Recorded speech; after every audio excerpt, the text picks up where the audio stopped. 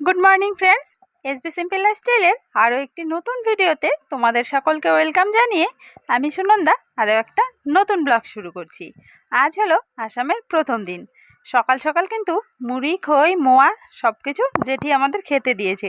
বানিয়েছিল ঢ্যাপের মোয়া, সেগুলোও দিয়েছে। সত্যি কথা বলতে আমি কিন্তু ঢ্যাপের মোয়া খেতে ভালোবাসি, কিন্তু এগুলো বানানো এতটাই ঝামেলা, এতটা সময় সাপেক্ষ কাজ, আমরা কিন্তু করে উঠতে পারি না।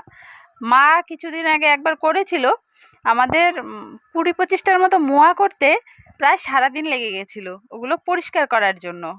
চলো, চা মুড়ি খেয়ে চলে এলাম ছোট দাদুর কাছে। ইনি হলো আমার বাবার কাকা, ছোট দাদু আমার দাদুর ভাই। একমাত্র ইনিই কিন্তু ওনাদের জেনারেশনের মধ্যে একমাত্র উনি আর ঠাকুমা আছেন, আর কিন্তু কেউ নেই। বাবার লক্ষ্য ছিল এই দাদুর সাথে দেখা করা, আর আমার দাদুর শ্মশানে একটু ধূপকাঠি মোমবাতি জ্বালানো। দাদুর ওখানে কিছুটা সময় কাটিয়ে চলে এলাম মাছ ধরার জন্য। নিজেদের পুকুর রয়েছে, সেখানেই কিন্তু মাছ ধরবে। আর নৌকাটা যে দেখছো সেটাও কিন্তু জেঠুদেরই, বলতে পারো আমাদেরও। জেঠুদের মানেই তো আমাদের, তাই না বলো? একই তো বাড়ির লোক আমরা।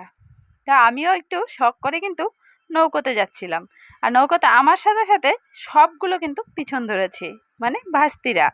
সবাই মিলে নৌকোতে একটু গেলাম, দেখতে পাবে আমার সাথে মানে একটাও আমার পেছন ছাড়ে না, সবগুলোই আমার সঙ্গে সঙ্গেই থাকতে হবে।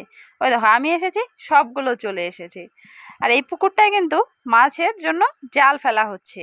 বাবা এদিকে একটা জাল দিয়ে ধরছে, আর আমরা সকলে মিলে কিন্তু একটা বড় জাল এখানে পেতে রাখলাম আধ ঘন্টার জন্য। আধ ঘন্টা পরে এটাকে তোলা হবে, দেখা যাক মাছ ওঠে কিনা। আর বাবা এখানে একটা ছোট জালের সাহায্যে কিন্তু বেশ ভালোই মাছ ধরছে। ছোট মাছ, যদিও খুব একটা বড় মাছ ওঠেনি, ছোট ছোট মাছই উঠেছে। তবুও কিন্তু মানে এটা হচ্ছে আনন্দ, যে নিজের পুকুরের মাছ ধরা। খাওয়াটা বড় কথা নয়, খাওয়া তো মাছ সকলেই কিনে খায়, সবাই, আমরাও খাই, দাদারাও খায়, কিন্তু নিজের ধরার আনন্দটাই আলাদা। ওখানে দেখো বড়দা, জেঠু, বাবা সকলে মিলে কিন্তু মাছ ধরা হয়ে গেছে। মাছ ধরা শেষ, তারপরে কিন্তু জেঠি আর বড়দি মিলে মাছ কেটে নিচ্ছে। আর এই যে এটা হচ্ছে বড়দির মা। বড়দিকে তো আমার ভিডিওতে আগেও দেখেছো, এখনও মাঝে মধ্যে কিন্তু আমাদের ওখানে অনুষ্ঠান হলে দিদি যায়, দিদিকে কিন্তু দেখাই। আর এই যে সব থেকে ছোট ভাস্তি, আমার পাগল এতটা হবে বুঝতে পারিনি কখনো।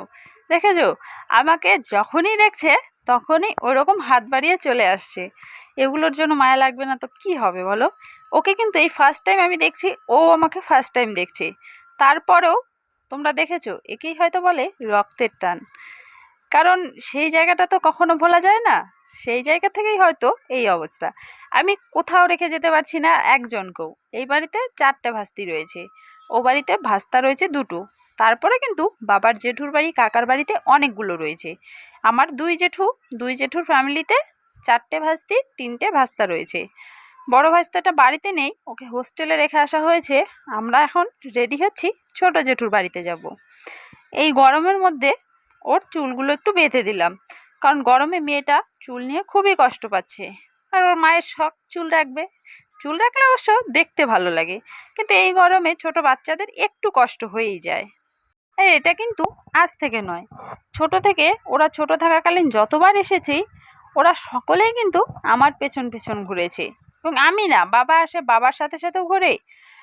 মানে সকলের একটা টান তো রয়েই যায়, খুবই ভালোবাসে। আর আসলে পরে ওদের রেখে তুমি রাস্তাতেও যেতে পারবে না। এখন যাচ্ছি ছোট জেঠুর বাড়িতে। ছোট জেঠুর বাড়িটা একটু দূরে। আর এখানে দেখো রাস্তায় রয়েছে মায়ের মন্দির। এই মন্দিরের কথা বাবার মুখে আগে থেকে অনেক শুনেছি, কারণ বাবা তো আগে এখানেই ছিল। তারপরে চলে এলাম ছোট জেঠুর বাড়ি। এটা হচ্ছে আমার ছোট জেঠুর বাড়ি। আমার বাবারা 4 ভাই। এখানে বড় জেঠু আর ছোট জেঠু রয়েছে, আমার বাবা 3 নাম্বার। আর কাকু রয়েছে আমাদের ওখানে শিলিগুড়িতে। এর আগে তো বাবা কাকুকে দেখতে গেল, কাকু অসুস্থ রয়েছে। আর ইনি যে রয়েছে, ইনি আমার ছোট জেঠু। আর তখন নৌকাতে যে বসেছিল, ওটা হচ্ছে আমার বড় জেঠু। তারপরে আরও জেঠুরা রয়েছে, তাদের সাথে আজ আর পরিচয় করালাম না। দেখা হলে আবার নেক্সট ভিডিওতে তোমাদের সাথে পরিচয় করাবো। চলো, দেখা হচ্ছে আগামীকাল নতুন ভিডিওর সঙ্গে।